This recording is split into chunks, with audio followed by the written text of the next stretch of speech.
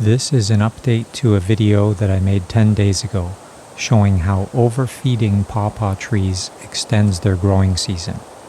As you can see in this shot, the one that I'm overfeeding is still green, but the other ones in the background are completely brown and their leaves are almost completely gone. There have been many frosty nights. It's now early November, and it's amazing to see how this tree is fighting against sub-zero temperatures and remaining green.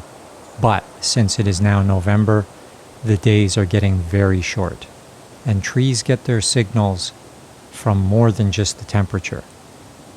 And so if we look very closely, we can see that these leaves are indeed starting to change color very slowly. From this angle, looking from the other direction, we can see that the one that is still green is starting to change color more rapidly towards the core of the tree. At the end of the branches, the leaves are still green, but they are starting to change at the core.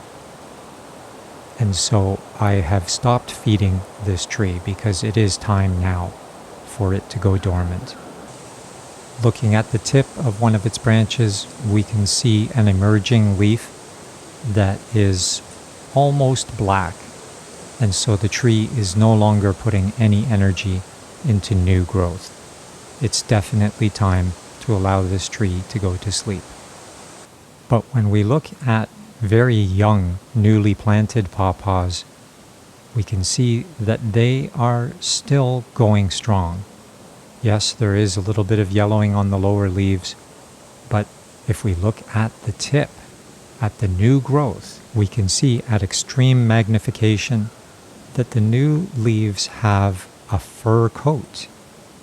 This keeps them safe from the extreme cold so that they can survive those frosty nights. And because these are so young, they have a longer, let's call it duty cycle, in terms of wanting to grow further into the season.